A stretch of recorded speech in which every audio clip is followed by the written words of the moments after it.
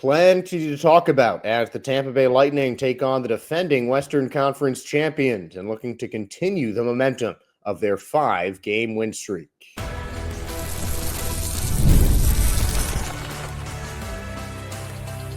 You're Locked On Lightning, your daily podcast on the Tampa Bay Lightning, part of the Locked On Podcast Network, your team every day. Good morning and welcome into another episode of Locked On Lightning. I'm Josh Sperber, thanking all of you for making Locked On Lightning your first listen every day. We're part of the Locked On Podcast Network, your team every day. And if your team is the Tampa Bay Lightning, then this is the show for you. And today, the Tampa Bay Lightning are getting ready for their second home game in a row, 2 of 3 this week, to restart the season post-Four Nations. They had a 4-1 win over the Seattle Kraken, a dominant Lightning performance. But things do not get easier for Tampa Bay as the defending Western Conference champions, who've already beaten the Lightning once this season, come to town for the second time this season. Edmonton Oilers, Tampa Bay Lightning. It was 2-1. Oilers got the win in Edmonton back in December. Jake Guentzel got the Lightning's only goal. Braden Point and Nikita Kucherov on the assist. Andrei Vasilevsky saved 24 shots with 2 goals allowed. And the Lightning fell. Neither team scored a goal on the power play. 2 chances apiece, and now we have 2 different teams. And for both teams, things have changed a lot since that December game. Maybe the biggest change is just the emergence of Leon Draisaitl of the Edmonton Oilers. He was still one of the goal-scoring leaders, but at the point where these 2 teams last played, it was not as big of a difference as there is right now between Draisaitl and the rest of the goal scorers. At that point, we were talking about other people, including guys like Braden Point for Rocket Richard. Point tied for 4th with Sam Reinhart in the league with 4 goals, or for 4th with 31 goals. Leon Draisaitl ahead of them by 11 at 42. William Nylander is the closest to Draisaitl with 33 goals. That's 9 off the pace of Leon Draisaitl. More points than anyone on the Oilers team, more than even Connor McDavid. But I think that is one place where the Lightning have a really solid matchup. I think having Draisaitl on the second line, meaning that he'll likely have Cirelli on just covering him. And I mean, Cirelli on defense is just a hard guy to beat. So I think that obviously it's going to be difficult for the Lightning to shut out Draisaitl, but in this game, I feel like they're going to have to game plan more around him. Obviously, you have to account for a lot of guys on this Oilers team. You have star centers on, seems like every single line. Nugent Hopkins and Henrique, the last 2. A lot of strong veteran talent on this team. But, you know, obviously you look at the Connor McDavids, you look at the Leon Draisaitl's, the big stars, but there are plenty of other guys there to back him up. And this is the Oilers even doing this without Evander Kane, who has been a solid player in this league for a long period of time. And even without him, Edmonton is still up in as one of the top teams in the NHL. They're a almost division leader right now, 2 points behind the Vegas Golden Knights for top in the Pacific Division with 1 game in hand. So Edmonton can get at least a share of first place back if they win tonight, with the Oilers 16-9-2 on the road, while the Lightning 19-7-2 at home. One of a small handful of teams with still single-digit losses at their home arena. And the Lightning had their 400th consecutive shutout, the last home game before Four Nations, now at 401 consecutive sellouts after the win against the Kraken. And obviously the the fan base for Tampa always plays a key role. When you can have a home ice advantage like the Lightning do with such a great fan base behind you, it can certainly help. And the Lightning have played the majority of their last few games at home, with the exception of 2 wins against Detroit and Montreal before the break. They have won 7 of their last 10, with 1 of their 3 losses coming in overtime against New York.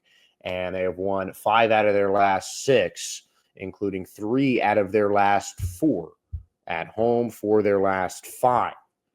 So the Lightning have gotten hotter at home. They're a team that's really just heating up as the season goes on, it seems like. They're playing better games as the season progresses. They're making more shots. And it's just the point of the season where it really feels like the Lightning are just hitting their stride. That first line isn't really slowing down. They're starting to get more and more production from those bottom 6 players. Getting Luke Glendening involved from Cam Atkinson in the last game, obviously big. Zemgus Girgensons in the last game looked like he had a goal. He hit a couple of posts, and he was someone who didn't have a goal in his first 50 games as a Lightning player, and he's really started to make an impact offensively in the last few games before Four Nations. In one of those road games against Montreal, Girgensons got himself on the board for the first time, and the Lightning won that one going away. The more the Lightning can get their bottom 6 lines involved, the better that they do, because, we talked about this the other day. It's just a huge points drop-off when you go down in the offensive lines. You've got your top 5 forwards, each with over 40 points and over 20 goals. And then after that, Nick Paul has 17 goals on the season. So he might be next in line for 20, but he's got 31 points as the Lightning's 7th highest scorer. And I know that seems like, there's still enough depth in front of that, but that's still not 2 full lines. And the scoring depth for the Lightning has been, I think, a problem. The bottom 6 lines certainly have not been as productive as the top 6, which is something that I think you'd expect. You'd expect your top 2 forward lines to be your lead offensive producers. You expect them to have your top players and just to get the goals and to get to get things done on offense. But you still need, I think, all lines really to be clicking at some level,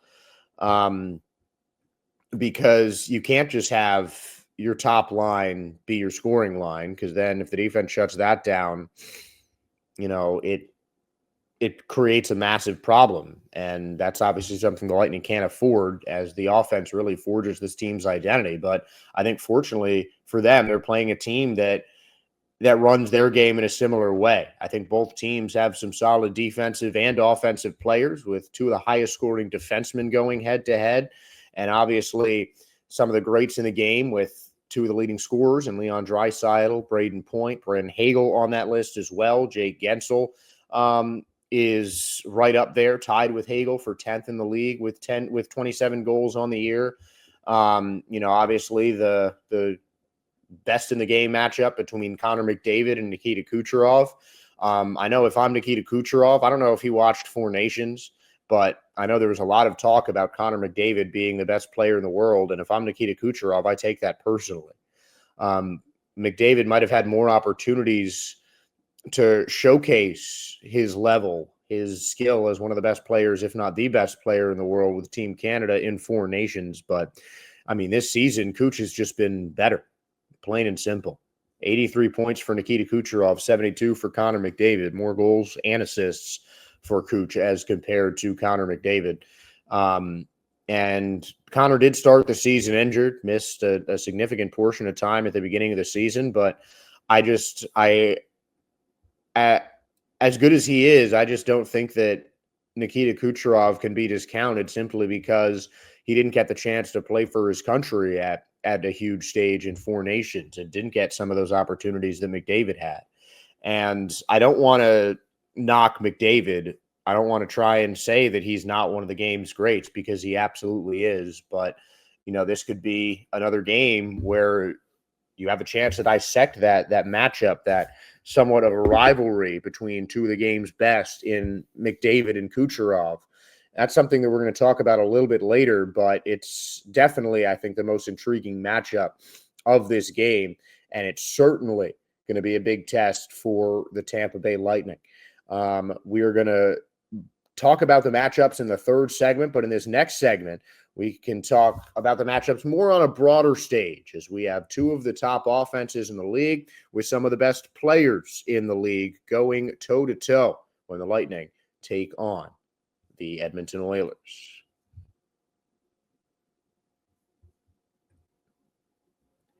You just realized that your business needed to hire someone yesterday. How can you find amazing candidates fast? Easy. Just use Indeed. When it comes to hiring, Indeed is all you need. Stop struggling to get your job post seen on other sites. Indeed sponsored jobs puts your post at the top of the page and help you reach the right candidates faster. I've been in that spot where you need the right hire, like yesterday. The pressure's on, and every day without the right person is a big setback. That's exactly when Indeed sponsored jobs come in handy. They make sure your post is seen by the right candidates right now. So now you can speed up your hiring process with a $75 sponsored job credit. Just go to Indeed.com/lockedon and support our show by saying you heard about Indeed here on Locked On Lightning.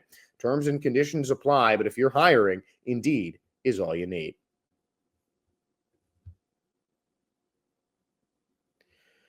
So, the next two segments are going to be matchup-oriented, as we have some of the league's top-scoring defensemen and some of the league's top-scoring forwards going head-to-head, along with some pretty solid goalie matchups, depending on where Edmonton decides to go with their goaltender. You have two teams coming into this game in different lengths of the season, with Edmonton on a rare 3-game losing streak, just falling 2 points out of first place, and the Lightning with a big win against the Kraken at home on Sunday. They've won each of their last 5, including 4 straight wins against their division. So I think right now, obviously, the Lightning are coming into this game the hotter team, and the offense has been a big part of that. I think the Lightning as a team really took the overtime loss against the Islanders personally, and after that, their team as a whole has just exploded. I mean, the 5-game win streak coming after an overtime loss that has been due in big part to a resurgence in the Lightning offense. 24 goals over the last 5 games for the Bolts. 4-5 in back-to-back wins against the Senators, 6 against the Red Wings, 5 against the Canadiens, and then another 4 in the win against the Kraken. So the Lightning offense is absolutely heating up. Braden Point, obviously, playing a big role in that. 31 goals on the season. Nikita Kucherov leading the way with 83 points. And Brandon Hagel has really just been the glue that has helped this offense stick together. Him and Anthony Cirelli's ability when the team is shorthanded to just find the puck and put it in the net, usually in pretty spectacular fashion. I mean, that Hagel shorthanded goal, warding off a Kraken defender behind the back, shoveling it in 5-hole. I mean, just not an easy goal to hit. And Hagel just making things look so easy for the Lightning out there. Him and Cirelli's chemistry, obviously, on the second line, going to play a big role. But I think just Hagel being on the tear that he is on, 10 points, 5 goals, and 5 assists, both of those tied for the Lightning lead, with Kucherov square with Hagel with 5 assists over the last 5 games. He's just been such a big reason for this Lightning winning streak. And over the month of February, no Lightning player has scored more goals than Brandon Hagel, or scored more points than Brandon Hagel. 5 goals, 5 assists in 6 games, with a plus-minus of +11 over the month of February. Only Ryan McDonough has a higher plus-minus over the same amount of time. And, of course, J.J. Moser was not in the game the last time the Lightning JJ Moser was in the game the last time the Lightning took on the Edmonton Oilers. It was the game before he ended up getting hurt against Calgary. He played only 12 minutes and ended up getting hurt. Obviously, him getting back in the game, I think, is big for Tampa Bay. I think you could tell the impact that it made against the Kraken, just for Tampa to have, more options at defense. If they wanted to move Perbix or Radish around, just getting their regular line back is obviously a big help. And I think Moser is definitely a more offensive-minded defenseman than maybe anyone else the Lightning have. And I think his ability to help push up with the defense is something that's really going to help with the Oilers. Something that we're going to talk about more in the next segment is both teams' penchant to play with defensemen in the offensive zone and use their offensive two-way defensemen in Evan Bouchard for the Oilers and the captain Victor Hedman for the Lightning. Both teams have their defensemen join the attack well, and both teams rely on their defensemen to help move the puck along and help get assists and help create chances. And that's something that Bouchard and Hedman do better than most other defensemen in the league. And that's obviously something that is going to have to be watched in Tuesday's game. The power play versus penalty kill is a pretty big disparity, with the power play percentage is just about even. The Lightning with almost 2 percentage points higher and 2 places higher in the league leaders in terms of the power play percentage, but a 74% penalty kill for the Oilers has them at 26, while the Lightning at 80 at 10th in the league. These are 2 top 5 teams in goals scored. So obviously the offense is going to be maybe the most key portion of the game. And I really think this is just going to it's going to come down to some of the matchups, which is why we've really broken this game down into so many different segments in this show. Because there's so many different ways I feel like you can look at this matchup. I think these two teams have one of the most interesting and one of the most kind of like-minded matchups in terms of the way that these two teams play their game. It's such an offensive-minded style of play for both sides, and both teams have some solid players up and down their roster that really add to the depth that both teams have and really make both of these teams such a huge threat. I mean, neither one of these guys are teams that you can really afford to make mistakes against offensively. Obviously, you've got teams around the league that can capitalize on others' mistakes, and I think that is obviously something that is an important thing to do. You need to make sure that if the other team makes a mistake, you're right there to turn it around and turn it into points. And there are a few teams in the league that do that as well as the Lightning or the Edmonton Oilers. And it's just going to be about, which of the top players that are involved in this game are going to step up, which of them are going to have that big star takeover kind of game. And, really who can get the most shots. I really think that this is going to be a matter of the most offensive chances and the most shots on net are going to end up winning this game, because these are two teams that are really evenly matched, two teams with solid defenses to match with all world offenses. And that just creates a really interesting head-to-head between some of these big stars. And we kind of alluded to some of those matchups. And there's plenty of those to look around at. Each team with some solid players among all of their lines, each team with 2 of the breakout stories of the NHL on the second lines this season. And there are a couple of matchups that we can talk about going up and down these Oilers lines with how they're projected. So we're going to look at mostly offense, but one big matchup on defense especially can help determine who takes home the win in this contest between the Lightning and the Oilers.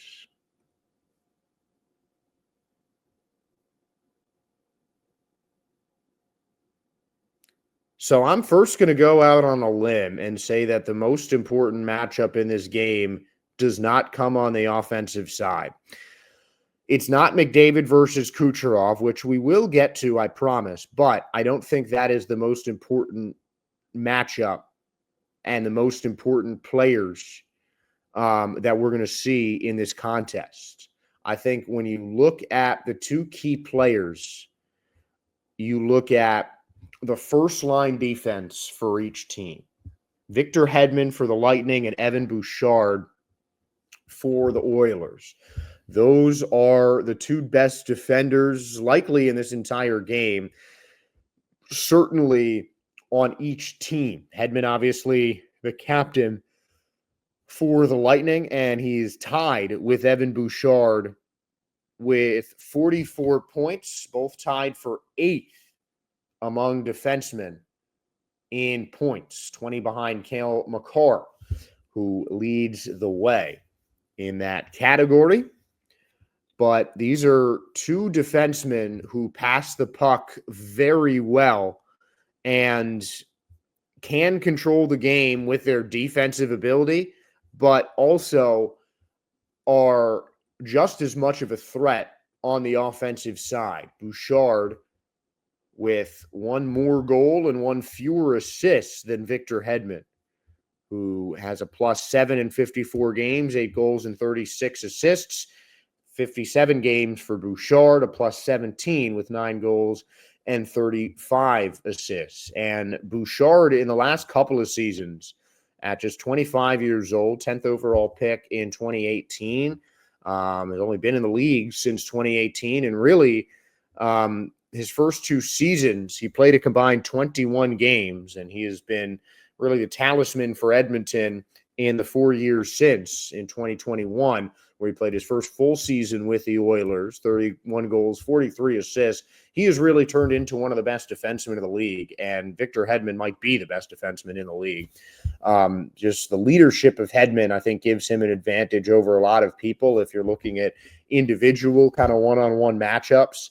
But, I mean, I think these two players are going to be tasked with not just stopping some elite offensive talent. I mean, the Lightning with a whole line from Team Canada and the Oilers with McDavid and Draisaitl, Nugent Hopkins, Corey Perry. I mean, each team is just loaded with some offensive talent. And I think the two defenders not only have that to worry about, as obviously the main point of the defense is to stop the offense, but I think Hedman and Bouchard are also going to be counted on in making some key passes and helping their team move the puck up the ice and get in transition and get in dangerous situations to really challenge their opponents. And with the offensive ability and the passing abilities that Bouchard and Hedman both have showcased over the course of the season, I think that their two-way abilities are going to be on full display in this game. And that is going to make for a really interesting defensive matchup to see how Bouchard and Hedman can really not just control the game in themselves, but try and minimize the control that their two-way counterpart on the other blue line is going to control the game. And now is the point that we're going to talk about the guys attacking that blue line, because these matchups, these kind of one-on-ones to watch are really make or break matchups in this contest. The big one obviously being Nikita Kucherov and Connor McDavid, which is a battle of maybe the two best offensive players in the league. I mean, it's something we've talked about on this show. I think there's really 3 guys that you can argue are the best player in the league, and that is Nathan McKinnon of the Avalanche, Connor McDavid of the Oilers, and Nikita Kucherov of the Lightning. And 2 of those players are battling tonight. And that always makes for must-see TV when you have 2 of the game's most electric talents going at it. It's just going to be, I think it's just going to be a lot of fun. These are two guys that can do as much damage just passing the puck as they are scoring. I think they're each tilted to one main side of the offensive spectrum. I think McDavid might be the better goal scorer than Kucherov, but I don't think there's a better passer in the league than Nikita Kucherov. But you look at these two guys head to head. It's hard really to differentiate between who's your top guy. But right now this season, both players have missed some time to injury. McDavid with a couple more games missed than Kucherov, but Kuch with more goals and assists than Connor at this point in the season. I think this year, overall, obviously statistically, Kucherov is having a better season, but if you factor in Four Nations, McDavid was maybe the most valuable player of that tournament. He had some huge goals for Canada, and obviously he's done the same for Edmonton. Among their franchise leaders in a franchise that includes greats like Wayne Gretzky and Mark Messier. That's no easy feat, and Connor McDavid has already showed that he can put himself on those all-time great lists, but so can Nikita Kucherov, as he is now the Lightning assist leader, having passed Steven Stamkos and Victor Hedman earlier in this season. And, I mean, these are two guys that can just do incredible things with a puck. And they're both players that have been on a bit of a roll lately. Nikita Kucherov in every game in February has scored at least 1 point, and his last game where he was held without a point was the January 25th shutout against Detroit. I definitely expect McDavid and Kucherov to factor in and get on the score sheet for the Lightning and the Oilers, and I think it's going to be a high-scoring game that those two can certainly lead. But obviously, I think the depth is certainly an important part of this, and you have a combination on the second line for each team that I think is something that's going to be interesting to look into. Leon Draisaitl and Corey Perry, the center left wing combination, most commonly used on the Oilers' second line, while it's Cirelli and Hagel for the Lightning.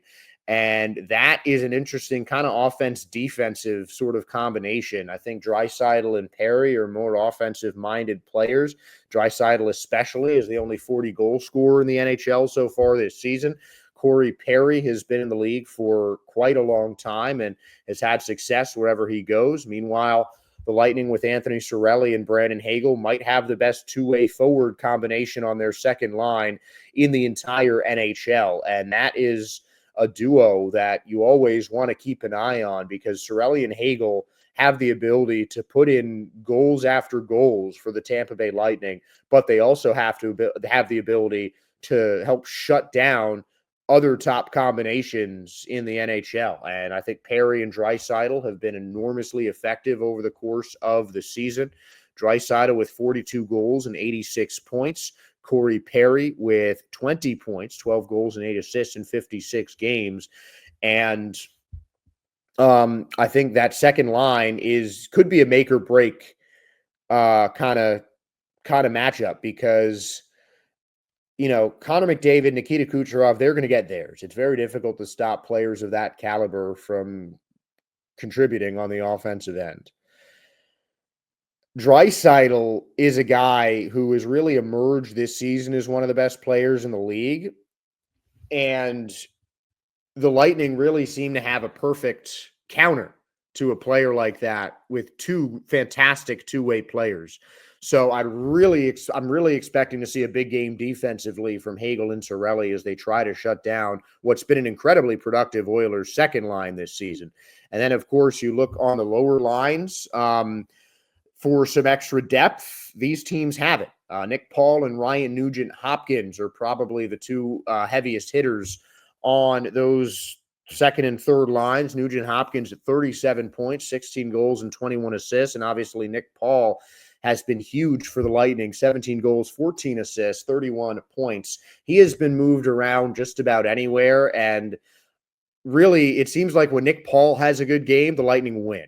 When they can get some extra forward depth on those lower lines, the Lightning do a lot better. And when it comes to getting some of the other, usually younger guys activated and involved in the game, Nick Paul has been excellent over the course of this season at getting everyone involved, no matter which line he has ended up on. And we will see all these matchups play out a little bit later on today. I'll be at the game, so feel free to interact with us on X if you want to chat Lightning during the game against the Oilers. Until then, I want to thank you for making Locked On Lightning your first listen today.